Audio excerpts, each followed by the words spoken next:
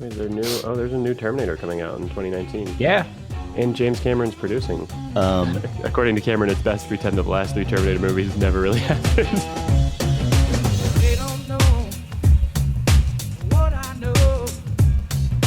They don't know. Hey, it's Zegineering Podcast. I'm Adam. I'm Brian. Welcome back for another hang in the laboratory. This episode is brought to you, as always, by our backers on Patreon, who throw us as little as $1 an episode to keep this thing rolling. If you want to throw in over there, you can go to patreon.zegineeringpodcast.com. Sweet. How you doing? Doing great. Feeling great. What are we talking about this week? Terminators. Oh, of course. And terminating things. You're terminated. There you go. There's the title on terminating things. That's going to be a complete misdirect. You're terminated. Does he ever say that? It's too obvious for him to say that, I think. I feel like maybe in the movies that James Cameron decided he's going to disavow. Okay, but we're not jumping in that first. What do you got for science stuff? Science news. Anything cool happen? Oh, I've got a weird one. It's not like science news. It's just really nerdy. Do you want me to go first? Sure, if you want to. I have a science one. Get it. Yeah. I got to go get it out of the channel on our Slack, which you can join if you sign up for Patreon. Okay, I don't know if this is a science thing. It's more of a tech thing. Do you know about bird hunting? Like shooting quails with shotguns? No. Bird hunting with scooters. You know about, yeah. I do. You know about the scooters. I've read some interesting articles on scooters the other day. So if you haven't been paying attention in the tech space, hubless electric scooters and bikes are just exploding as a place that's getting investment money in the last 2 months. Billions and billions of dollars. Billions of dollars. All on the back of a Venice startup here that did really successfully with this in Venice Beach here in LA. So I've watched this proliferate from the inside in a really interesting way. But I just read an article in Wired magazine about bird hunting, which is the way that you keep a hubless system like this going. When you say hubless, you mean there's no centralized place for them, right? They're just all over the town. You don't park them anywhere in particular. You don't pick them up. How do they get charged? How do they get cleaned and stuff? So first, let's talk about what a bird scooter is, and then we'll get to why you need a hub. A bird scooter is like a tiny little razor scooter. It's made of plastic, but it has a motor in it. And if you download an app, you can scan a code on the bird, and for $1 plus some tiny bit for mileage, you can ride that scooter anywhere you want. And when you get there, you just put out the kickstand, tell the app where you left it, and go about your business. And then someone else can come by and pick it up and do the same thing. Previously, the only way we've been able to pull this off at any level of scale is to have hubs that you see in cities now, where you can rent a bike real quick, ride it across town, dock it back at this hub. It's pretty inconvenient. That's generally the problem with shared transportation. Right. Yeah. The hub, the part where you got to put it somewhere and then whatever, is the problem with shared transportation. And that's further complicated if you want to make it electric, because you have to have a battery and a motor on board, which means it actually needs to charge up overnight for the thing to keep working. So the way that they've solved this is they've just put it right in their app to be able to go find birds around you at night and plug them in your garage and earn money. So bird hunting is like these packs of teenagers who want to make a buck cruising around town with apps. It's like Pokemon Go, except at the end of it, you pick up a scooter and then you go home at night and charge it, and then in the morning you drop it off somewhere and you get $15 for it sounds like it pays a reasonable wage for kids to be chasing them down. Certainly a lot more than the electricity costs. and people are riding these scooters everywhere around I town. didn't realize I love it. it originated in Venice. I was just in Venice last weekend for a wedding. Yeah, and they didn't ask any permission or anything. They just put 200 of them all like strategically in front of places with a sign that said "Try me." There's a lot of resistance to that too, because it's weird. All this stuff got dropped in San Diego like a couple months ago, and there are just thousands of bikes and scooters everywhere. It's very strange. It feels like an alien invasion of like small, friendly, eco-friendly transportation. Eco-friendly. That's why I'm okay with it. But also accessible. Probably not. It's cheaper than a bus to take a distance that previously you only had a bus for if you couldn't walk. Anyway, so that's a cool. I just thought that was funny. Hey, you want to go bird hunting? I kind of do. I'm curious. That there's an old episode we did called On Skateboard Tricks or something like that. Oh yeah, where we talked about the idea of like, like the idea that there's a skateboard trick called a roast beef, and the fact that like someday when we're not eating animals anymore, kids might be like, "Oh, you mean the skateboard trick?" But roast beef is too delicious for that to roast beef. Happen. Only really good roast beef. What do you got?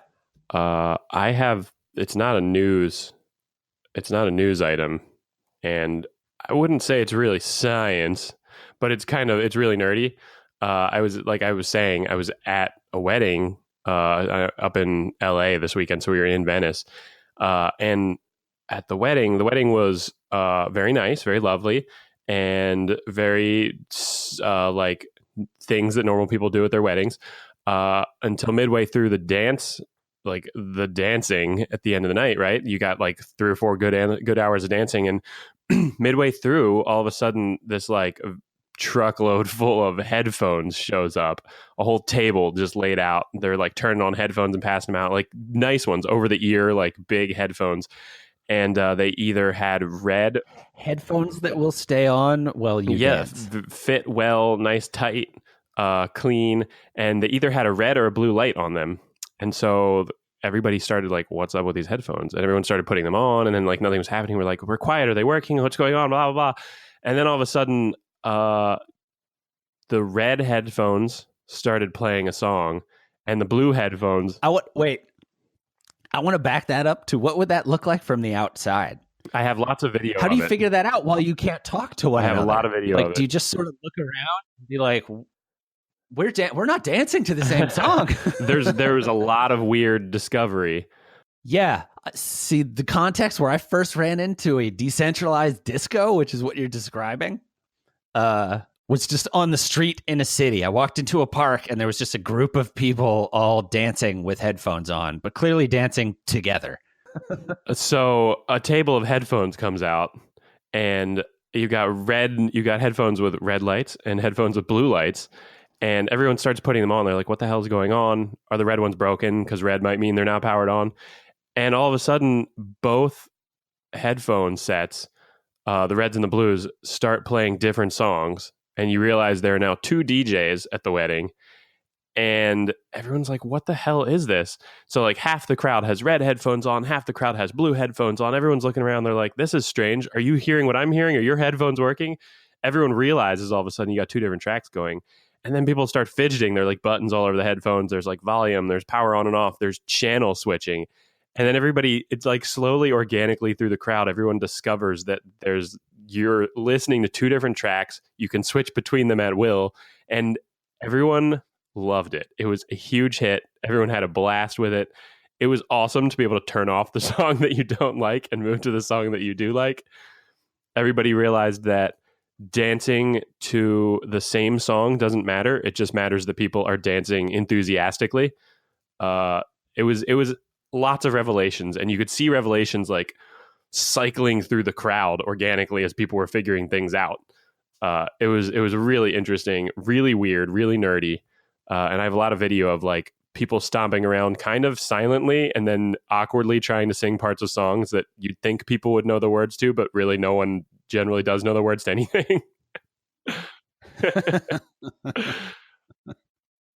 It's an interesting dissection of like what's going on socially when you dance with a room full of people. It was a lot of that. You're looking at everybody else's moves, but who cares? You're feeling it. It definitely opened up dancing, I think, for people a lot more. Some being in your own earphones, picking the song. The reason I cut you off earlier is because I think the most compelling part of this is like, this is just the thing now. It's a phenomenon. It's worked its way into like a thing that someone suggests you could do at a wedding, and you go, oh yeah, that's cool. How much does it cost to rent that gear? It started as a whole bunch of people would just tweet for a flash mob, and it would be centralized around one dude who was like, I got the hardware for this. Let's have a decentralized disco. And then just like 100 people that vaguely knew one another because they were in some sort of Twitter circle. So there's like recognition, but nobody's really saying anything to each other. And then you do basically the same thing, except it was all one song. It was more just about the goofy behavior, I think, of a whole bunch of people dancing in a park. But okay, so Terminators. What's a Terminator? What's a Terminator? Well, the Terminators. You feel like you need to do the voice, right? It immediately points out how much of an important part of this is that it was played by an iconic Arnold character. Schwarzenegger is a Terminator. Iconic personality. Clearly.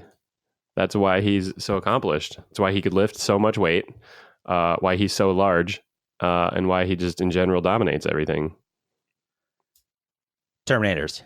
Including rehab. He's been like rehabbing a back injury lately on Instagram. Poor guy. I mean, I should hit him up. Still inspiring. I should hit him up and we'll team up with some workouts. What about back surgeries? But what's the Terminator? Why would we talk about Terminators? Is that the place to start? Or do you want to talk about what a Terminator is? Because it's both the name of the movie that it comes from and a character in the movie. I think we should talk about just what it is. For people who aren't familiar with the whole series of movies that have been going on for, probably 20, 25 years, 30 years. Damn. 80 something. Yeah, 80, right? It's a cybernetic organism with like a metal skeleton. And I wanted to say exactly what Arnold says in the movie. I wish I'd pulled up that quote. It's like he says, I think he says, a cybernetic organism covered with human tissue. I'm a cybernetic organism covered with human tissue. It's like a creepy metal skeleton thing that runs around and it's got skin on it. It looks like Arnold Schwarzenegger and it's out to murder humans. So in the narrative world of this movie, when they say a Terminator, they're talking about a walking tank. A walking tank that looks like a person. A piece of military. A piece of sentient military technology. That incidentally, they can also put living tissue over top of, and you can't tell it's not a human. Which was a major advancement for Skynet, the computer system in charge of the Terminators. Oh, I forgot about that layer. There are a lot of layers. Yeah. It's a complicated story, despite also being very simple. So the last time we talked about Terminators on here, I think it was in the context of artificial intelligence. And so the question was, could a super intelligent computer network like Skynet exist? I want to talk about like there are rules of physics, right? Like what it's hard to build one of those and then have it do the thing you want it to do. But if you hang around on YouTube just a little bit these days, you'll see places where it's like, oh shit, that robot looks like a human and it's running up steps. There's some creepy robots starting to happen. Well, the Terminators are an interesting piece. First of all, I want to, in full disclosure, I want to tell everyone that I had a long period of time where I was having nightmares about Terminators. Probably a decade, like 10 years, where I was being chased by Terminators in my dreams. Not all the time, not to the point where I was like worried something was wrong with me. And also, it was just a narrative consistency in your anxiety dreams. I have a few of those as well. It was a consistent anxiety dream. But the interesting thing about the Terminators dreams, which I thought was very, very funny, even at the time, it's terrifying being chased by a Terminator. When you're dreaming about it, it's very, very frightening. But periodically in the dreams, I would also have moments where the Terminators would be like, it's cool. Let's just hang out for a minute and you can like ask me questions about how I work and check out my technology. So in my dreams, the Terminator would be like, I'm just going to chill for a minute. I'm tired too. Come over and like check out my arm. And so I would, in my dream, enjoy. So even in your dream, you got a moment where the guy, you're like, you're trying to kill me, but I'm also so fascinated by you. How do you work? Can you stop firing for a second and just answer a couple questions? Well, so I think in there you can see the narrative. What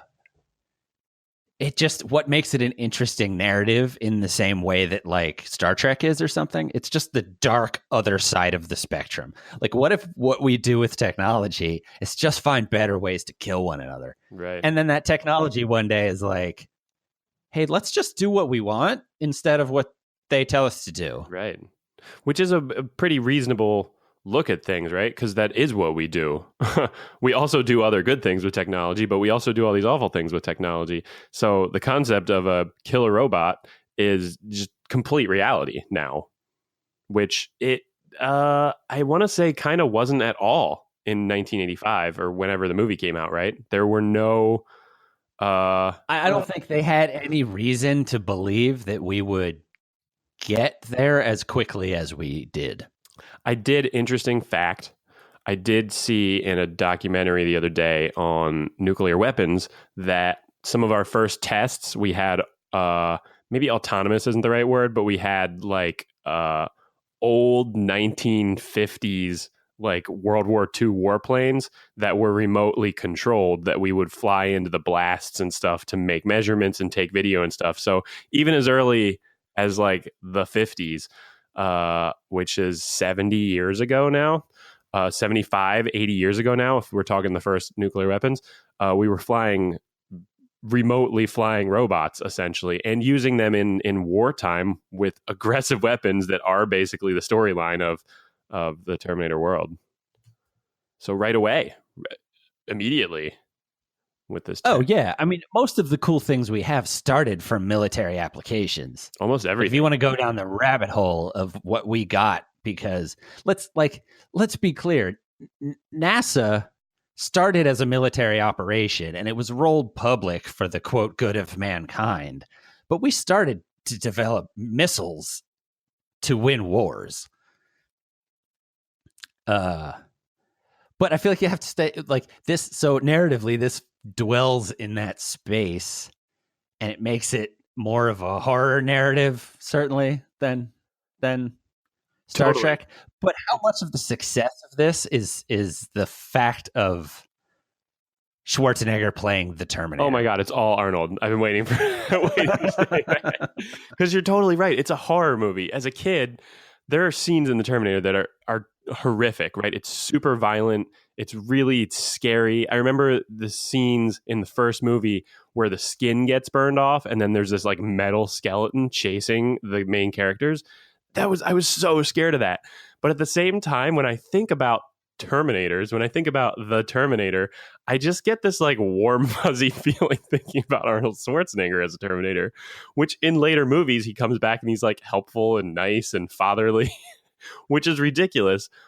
But right. There's this like warmth and interest to it too. They do such a good job of characterizing. They make it like this goofy robot and it's got Arnold's accent and it's like kind of bumbling, but it's also kind of invincible. It's this weird interplay. You described all that stuff and it made it sound silly. It's not silly. Like he's not a bumbling doofus. It is. He sometimes. Just has no human emotion. It's funny. What about when he tries to smile funny. the first time? That's bumbling. That's the second movie. In the second movie, they in the first movie, he's just a horrific killing machine. The first movie is very, very dark. The second movie is the bad guy. More adventure. The first movie is like an 80s noir film. Did I use noir correctly there? Yeah. I never really dystopian. And is it an adjective? Yeah, I mean noir just sort of means dark in feeling. I would call Blade Runner noir film. But usually there's like a detective character in noir film. Oh, sort of doesn't. There's just a hero in this one, right? So it's more like a hero's journey That's type true. situation. Okay. But I don't fucking know what I'm talking about, and I'm going to cut this part out because it's making me insecure. No, I you went to always school yell for at me when I this try to shit. take the insecure things out. Deal with it, sucker. The original movie, you're right, is totally it's like dark and gritty and like dusty 80s movie, right? It filmed on like old film and stuff. The second movie synth in the background. Did Cameron do the first movie too? Imagine like Stranger Things. Yeah, but like not heavily produced to Yeah, he wrote it. It would like invented that. Yeah, James Cameron wrote it. He was a special effects guy at the time, I think. Was that his first movie? And he basically wrote a whole movie. Yeah. No way. James Cameron got started on Terminator? I've never thought about that. But yeah, he was really young then. Right. He was a special effects guy. I believe. Double check that. I'm checking it right now because I'm really curious about it. Cruising Backs, producer. Yeah, I mean his IMDb credits only go back 2 movies before the Terminator. He did, and I think they're special effects. Xenogenesis, which kind of sounds like it probably has something to do with Terminators. Aliens. And then Piranha Part 2, The Spawning, which probably is junk. But probably technically super competent. I've heard the other producer probably were very well done on Terminator that worked with him really closely on a podcast before, and she was just like, yeah, he came to me with the story, and I'm like, that's terrifying, let's do it. But it was largely for Cameron a question of what effects could he pull off. So both Terminator movies also included special effects that were right at the edge of what was humanly possible at the time. Interesting. James Cameron's IMDb page is not at all what I was expecting from it. Oh yeah, he spent the last, like, other than occasionally making a movie like Avatar that blows the doors off and is the greatest thing we've seen since the last thing he made, he like builds robots to go poke around at the wreck of the Titanic. I mean, he made Titanic because he's a Titanic nerd. Like, well, put a story on this boat. Nerd. It's all Terminator. He's got a little bit of Rambo sprinkled in. Aliens, Abyss. These are all. It's great movies. It's great. It's like very specifically in one space. It's like sci-fi future murder things, and then like aquatic aliens. And also, every time I make it, there's going to be a secondary narrative about the technology I had to make up in order to make this exist. Totally. Great. Like James Cameron's contribution to what we have for VR now is unquestionable. And he built the systems to make Avatar. Pretty tight. For Avatar, he had a rig he could hold with a monitor on it. And it would record a camera move in a virtual like CG space. So he was rendering. It was essentially like if you imagine going in VR, but then having a window for a camera within the world that you're in. He did that, but without the VR piece. Yeah, that's great. And so there's a lot of those camera moves in there where the person is just sitting, like the actor is just sitting on a log going like this. And he's going to like put them on a thing that's following behind the. It's super interesting. Yeah, you can look up. I didn't know he was doing that way back then, but I saw some footage of Steven Spielberg doing that on Ready Player One. You can look it up where he's like filming. The actors are in green screen, but he's filming with a physical camera that's like rendering in real time the effects, and so he's like filming in the rendered world, which is totally reasonable. Once you see it, you're like, oh, obviously he's going to hook that up. That's part 3. Kind of mind blowing. Part 3 of our VR series. So that's where the mystique of the Terminator comes from. I feel like. Oh, good word to describe the Terminators. And why you get into that space where people care enough about, like, your immediate impulse when we were going to talk about Terminators was like, oh, I got to look up a technical manual. A technical manual. This thing doesn't exist. Like, there weren't engineers that had to write down. They had to, it doesn't have proper documentation. Nerds usually backfill that stuff. Exactly.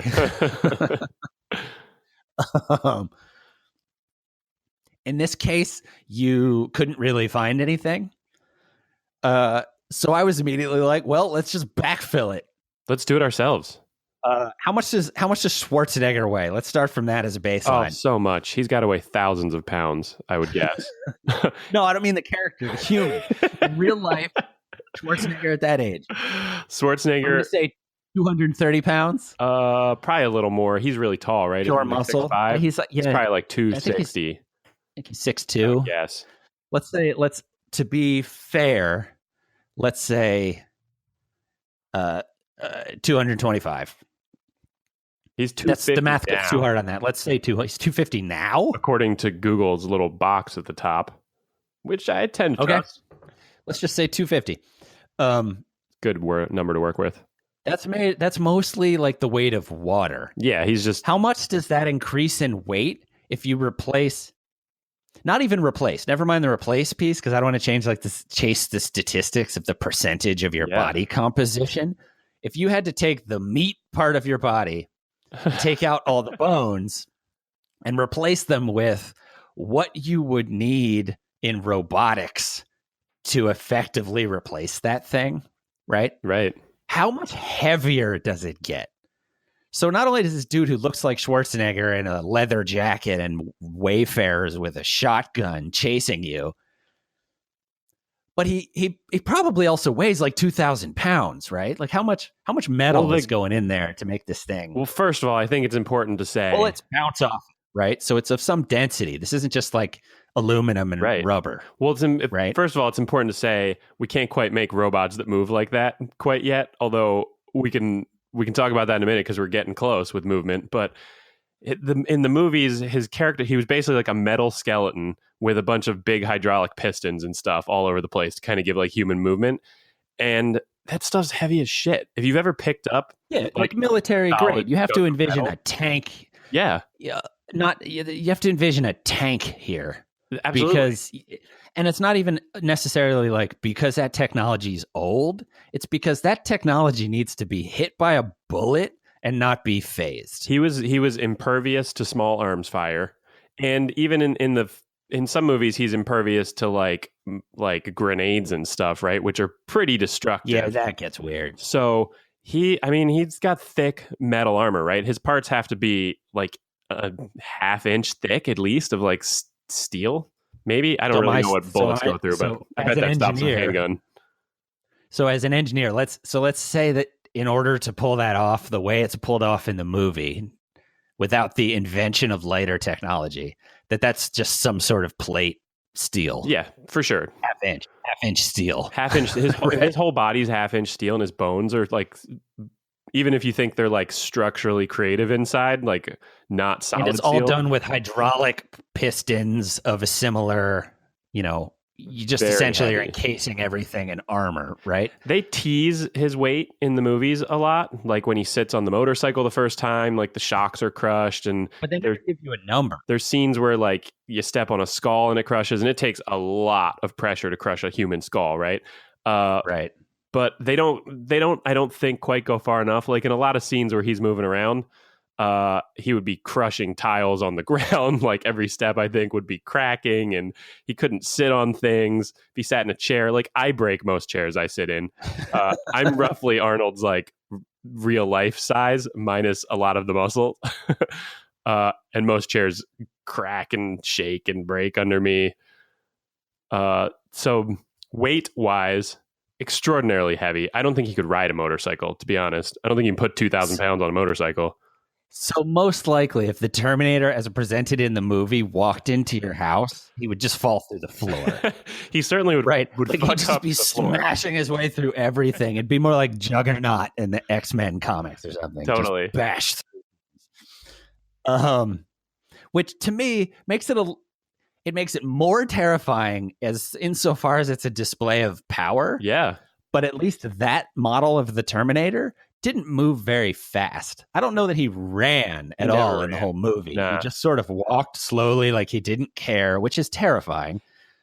Pushed his way through things and fired guns at you. He was kind of in between RoboCop and a regular human. RoboCop was like real, like doing the robot dance. Right. Arnold didn't have quite that stiffness, but if you watch it, he did do a good job of like kind of turning his head first. Sometimes there were like little robot-y features to it, but enough that you knew he wasn't quite a human, but not so much that you were distracted by like goofy robotness. Like, RoboCop's kind of silly. Dig RoboCop. So I was watching a video that we'll put in the show notes the other day where Boston Dynamics, the company that's responsible for building those like little dog-shaped robots that you see on YouTube these days, they're running it through tests, and a lot of those tests are like, hey, let's just see how it does with an obstacle that humans handle well, but occasionally also fail at. And so there's a great video that's going around of one of those robots slipping on a banana. And it made me realize, like, there are parts of these movies that are definitely the parts that just don't work with physics that I think people like easily forgive in the name of a good story, but they factor into the question of whether or not we should actually be afraid of Terminators. And it's not banana peels, it's recoil. Like, to fire a rocket, like I think about this with Iron Man all the time. In Iron Man, they've switched it so his rockets are really small. So the recoil from that rocket's not going to blow his arm off in that suit. And then it goes and hits the thing and the thing blows up, right? But like Terminators, in the first movie, the Terminator's just firing a shotgun or a machine gun at something, right? Like there's going to be an amount of recoil that goes with shooting that thing that a human deals with in a certain way. But that dog would not be very good at right now. They would have to front weight that little Boston Dynamics dog in a certain way to make that, like, unless it's heavy as shit. But if you can slip on a banana peel, it means you can fail from a whole bunch of human things that it's like, cool, well, if that thing is chasing me, I'm going to set up a snare to grab its legs. And then it's handled the same way as... I do want to point out that if anyone who's ever encountered a banana peel on the ground, they are extraordinarily slippery.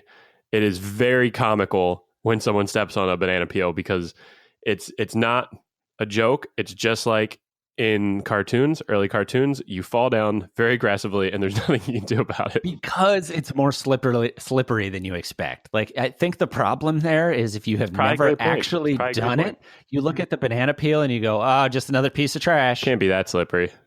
So if you're the kind of person that just steps on some trash, also, if you don't see it and then step on it, then you wipe out. But I think it's probably even worse if you think it's going to be tacky because it looks kind of scuffed up and whatnot on the outside. Seems like it'd be tacky, right? And you step on it and just boom. And so that's how I broke my leg. I stepped on a thing that I was like, oh, I have traction there. Nope, crack. Busted. But so talk about like what aspects of that robot are going to have to be true in order for it to be able to just fire shotguns at you at arm's length, right? So you have the levers at the end of that shotgun, right? Like to not get blown sideways by a shotgun held at arm's length, and to still look like a human, you're going to have to be really heavy. I bet Arnold could fire shotguns in both hands back at that period in his life and deal with the recoil at arm's length. He's pretty beastly.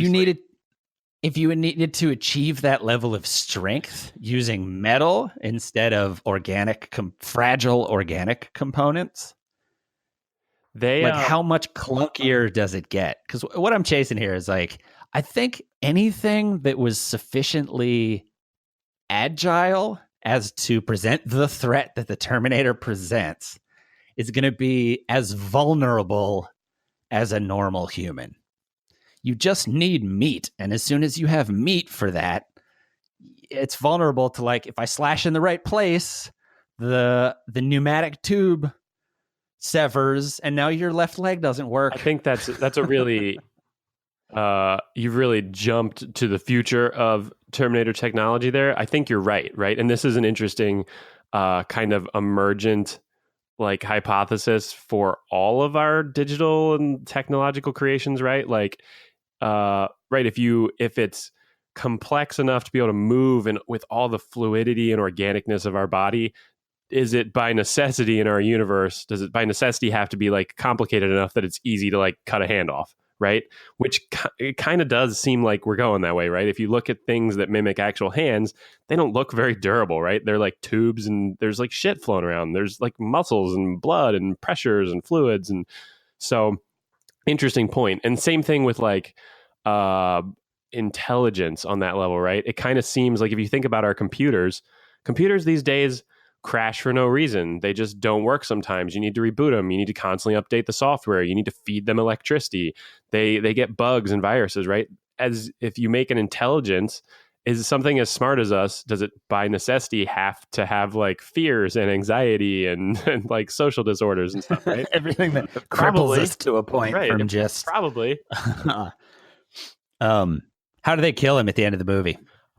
Which movie? You remember the first movie? The first movie, they crush him, right? They crush him in a big hydraulic press.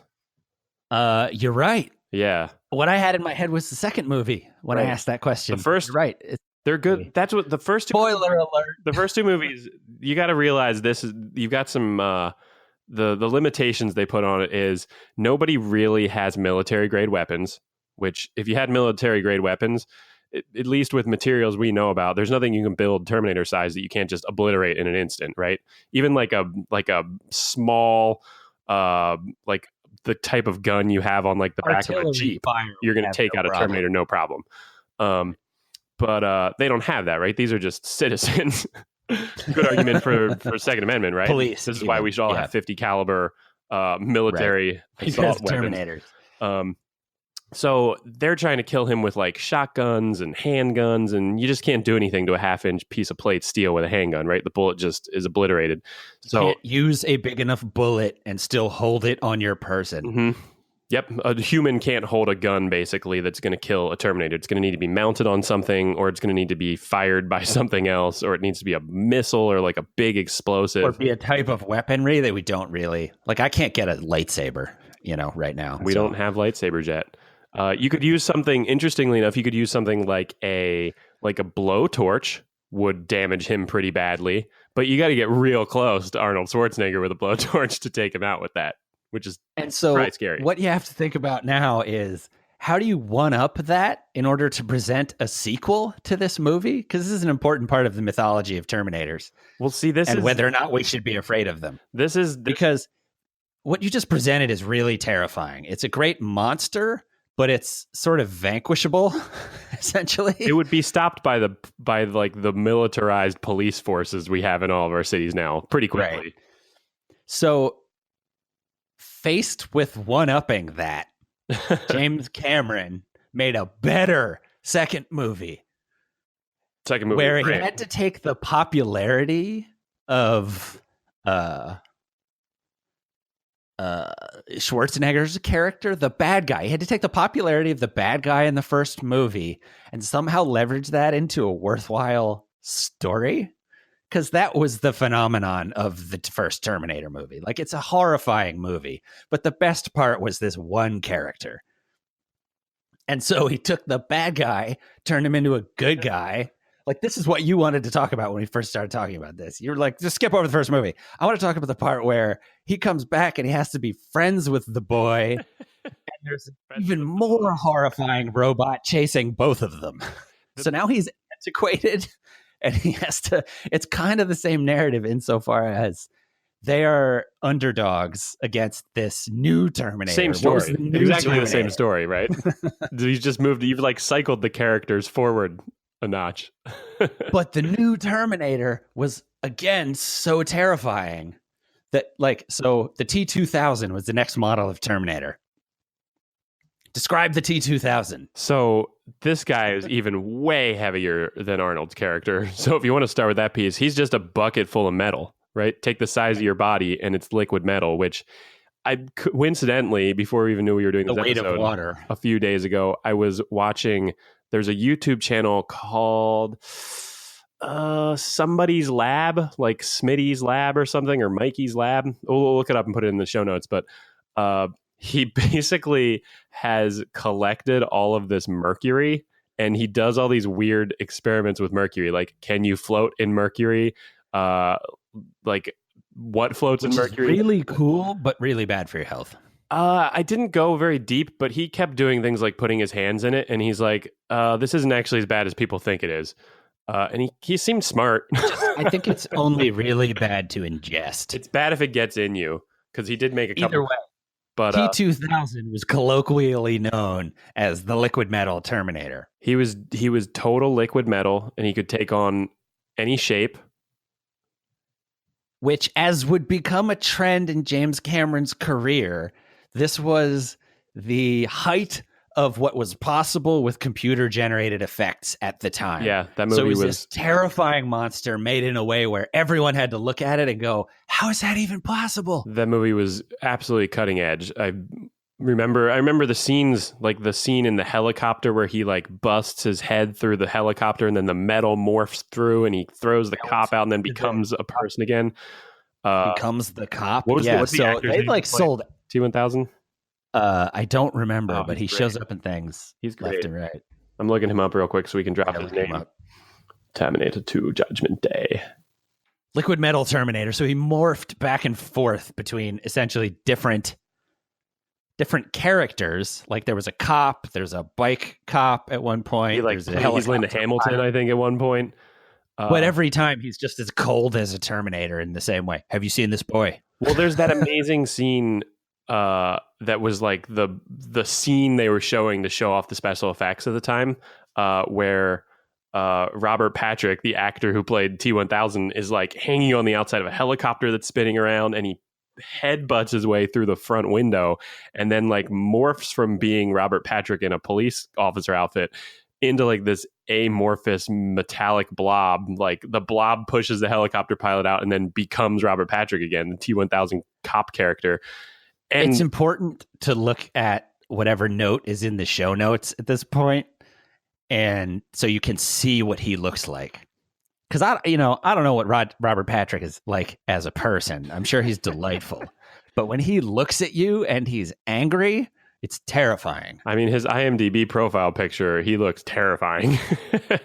He's got a beard. He's like grizzled. He looks like he's about to murder you.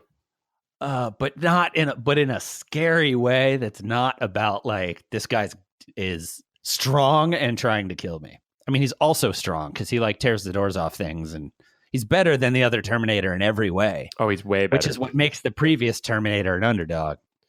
It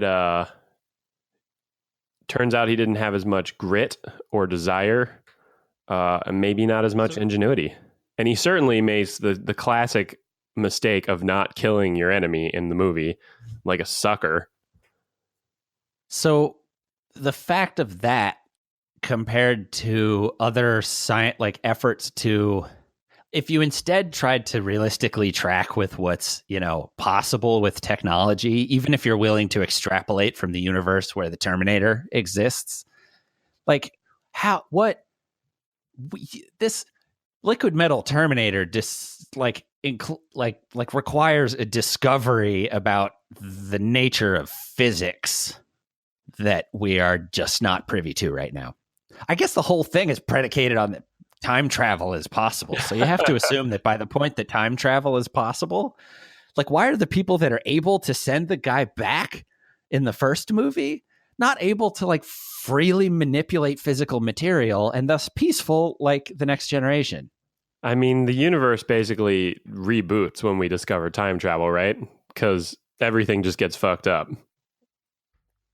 So I mean, I don't think we've mentioned the time travel component of this yet either, which have we? It's kind of not really, it's sort of important for the story, but also it doesn't ever need to be like addressed exactly. It's right. fun. It's a fun intro scenes and stuff. And you get to see Arnold mostly naked, and it's like adds for some goofiness, but it's not like Back to the Future. They're like cruising back and forth the whole time. Like it's a critical part of the plot.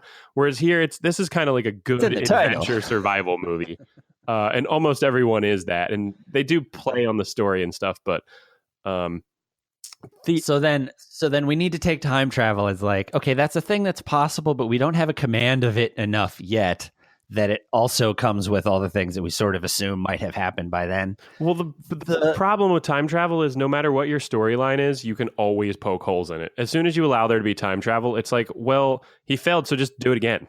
Just try again. And then you're like, but he destroyed the time thing. It's like, well, he didn't in every timeline. He didn't like 4 seconds earlier in that timeline. Like, so it's time travel is like a good. I mean, that's the trick. thing though about enjoying a story. There's just going to be an aspect of like, I appreciate movies where they don't even try. They're just like, you have to get this briefcase to the building. And the guy goes, okay. And then an adventure happens for an hour and a half and they never even explain why. Yep. Or you have to get a bunch of data and go, that's interesting, but doesn't matter. Like, okay, time travel's possible here. They do a pretty good job of presenting it as like a real thing. It seems like that's how time travel would look. And I think time travel is really important to the mythology insofar as it's probably the piece that results in us having the most ridiculous Zegineering type conversations that we've been having for years. That is the reason that this is such a consistent conversation for us. There's a thing we haven't hit though, and it used to be your standard answer when you were working as a mechanical engineer.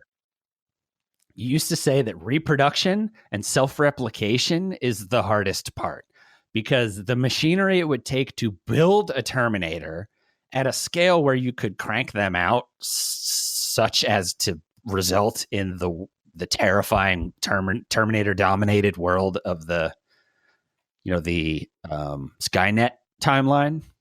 Like, how much machinery do you need to build that?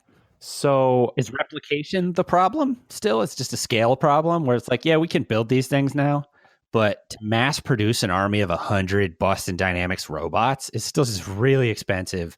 They're still not stable enough on their feet. Well, the part where I used to draw the line in my fear with Terminators, I have no problem imagining us building some Terminators. We'll build a T-800 someday. We're kind of building, right? The Boston Dynamics robots basically look like Terminators, right? They're certainly not as stable or as aggressive. But the place where I used to draw the line was Skynet, the like artificial intelligence, taking over and then building its own assembly lines to build like new robots it's invented. It was always just, I always used to just say, too difficult. It's so wildly difficult to build things with robots, right? When I was working in robotics, one of my first jobs was designing robots to do like really, really mundane tasks that humans were doing in a manufacturing plant. Even building other robots, just building golf. Really simple things. Tube, another chunk of metal, some rubber. Like a robot to cut a metal tube at a certain length and to be able to do it, like to do a bunch of metal tubes without a human coming in. You skip over the things like who puts the box of metal tubes that just got delivered from somewhere else on the robot, right? You got to build a robot now to go pick up a box of metal tubes from the other end of the warehouse and put them there, which a human's great, very adaptable. It's easy to tell a human, hey, can you go get that box and bring it over here? But you got to build a whole custom robot to do that. So in my head, imagining an artificial intelligence like Skynet designing, maybe they take over a plant and continue to produce the T-800, but for them to like iterate on themselves and then build new robots, I always was like, that's never going to happen. Just that in itself is never going to happen. And I still generally feel that way. And I felt that way. I feel that way about machines like the T-800, the metal skeleton. But then all of a sudden, 3D printing showed up, and kind of the concept of like nano machines, and then the like physical structure of the T-1000, the liquid metal one. All of a sudden, I was like, ooh, they might be able to start building themselves like that, which is actually much more terrifying, right? Like the amorphous become anything it wants. So all of a sudden, I went in my head from like T-800 not really being possible as like a production level machine that an artificial intelligence makes, to all of a sudden being like, an artificial intelligence probably could figure out micro machines and build them in like our microchip manufacturing plants and then reproduce these horrific shape-shifting monsters. But here's the thing, once you can control that technology, I have two thoughts on the back of that. The first one is, yeah, but it's way more efficient for them to repurpose our machinery like a parasite or a virus than to reproduce us. Which takes me to the second one, the broader thing we get to constantly, which is just like it takes stuff to make stuff. So never mind the efficiency of the machine to build the robot. You need materials to build the robot. And that's problematic because it's not efficient to need stuff to make stuff. And the reality is you should learn to bow hunt, because the way that Skynet takes us out is it cuts off all our stuff. Supply chain. It cuts out the supply chain. And waits. And eventually we all starve to death. And then it goes, cool, now we can have all their stuff. Let's use it. Right? But if you have Skynet and you're not going to die unless we kill you, but you also don't care about time, then you're just going to wait for us to die out and then go ahead and take over. Did they ever discuss what Skynet's end game was? Did it like envision a society where the Terminators weren't oppressed and they could hang out freely and not murder anyone? I don't know. I don't think they did. I think the glitch there would be that it was military technology. Like, once this thing exists, if we don't give it the right prime directive, it's going to blow up the whole thing. There's a great... But most likely it happens on a time scale where, like, we're not alive for it. The first phase of what it's going to look like is just going to look like a famine. So learn to bow hunt. A famine with no electricity. So learn how to fire a bow and arrow and use handheld weaponry. You're welcome. I prepared you with for what you'll need for your lifetime if you want to be ready if Terminators come around. There you go. Problem solved. Or laser weaponry. Or go work in lasers and, figure out how to... That's another funny part of the Terminator mythology that I feel like we have to skip because we're running out of time. They don't seem to have, like, energy weapons. They do in the future. They've got, like, plasma rifles and stuff. Do they? Yeah. Yeah, I forgot about the lasers in the beginning of it. Because if we have a weapon that could melt a hole in this shit, the whole dynamic changes. Yeah, in the future where they're battling the Terminators, it's, like, kind of evenly matched. You can kill them pretty easily. More of a level playing field. But in, like, 1985... you're out of luck. You got the double barrel sawed-off shotgun as your best bet, and it doesn't do much. Well, if you were interested in talking about Terminators, I hope that episode helped. Oh, man. If you're legitimately afraid of them, I don't know what to tell you. I hope that episode helped. Either way, I'm sure you're doing better now. Thanks for hanging out for another one. And thanks, as always, to our backers on Patreon. Blah, blah, blah. All the stuff you heard at the beginning. If you hear at the end, I assume you already know what's up. And if you have made it that far, maybe also go rate and review us on iTunes. That makes a big deal for other people discovering this stuff. And share with friends if you have enjoyed this episode. But thanks for hanging out for another... This one was a pretty dumb conversation, right? This Smart, dumb conversation. Exactly what I needed. I needed something that didn't really require any preparation, and pretty much anything we say is fine. Well, it's a Zegineering podcast. I'm Adam. Brian. Stay cool, everybody.